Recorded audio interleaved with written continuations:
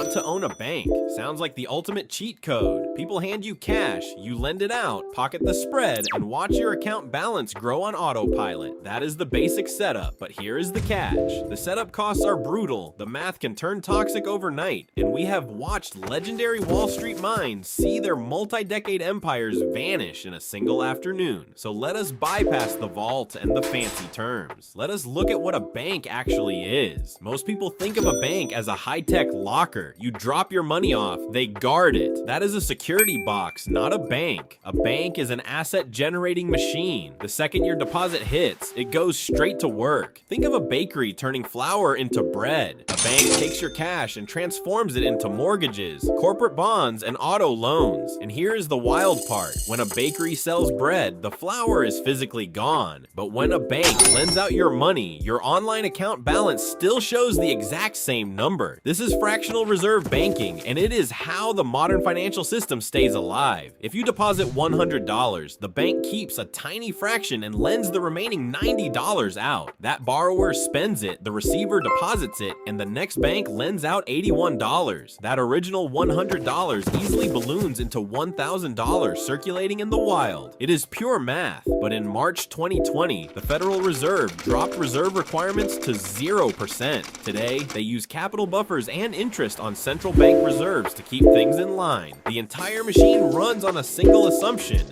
trust. If everyone panics and asks for their cash back at the exact same time, the machine instantly breaks. So how much to start one? Before you rent an office or take one deposit, you will burn through $3 to $30 million and spend 2 solid years drowned in regulatory paperwork. You need a green light from both your chartering authority and the FDIC. They do not hand out licenses to amateurs. You have to prove your team is top tier and that you have a massive capital cushion. If you want to make $100 million in loans, you need roughly $10 million of your own capital. No loans yet, 0 interest collected, and you are already millions of dollars deep. Once you open, the payroll, compliance, and cybersecurity bills start hitting you like a freight train. Your profit engine is the net interest margin, borrowing cheap from savers, lending expensive to borrowers. You collect car loans at 8% while paying depositors pennies, scraping the spread in the middle. Toss in wire fees, card processing cuts, and asset management, and the scale gets massive. JP Morgan Chase literally pulled in a record-shattering $58 billion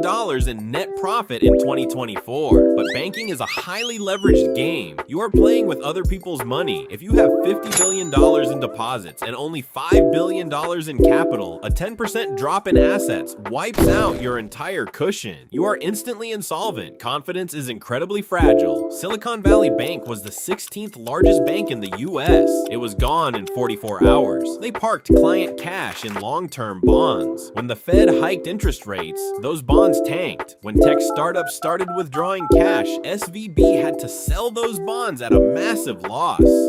Word spread on venture capital group chats, and depositors yanked $42 billion in one day. Game over. So if you want to own a bank, realize you are not buying a vault. You are buying a machine powered entirely by trust. The second that trust runs out, it evaporates.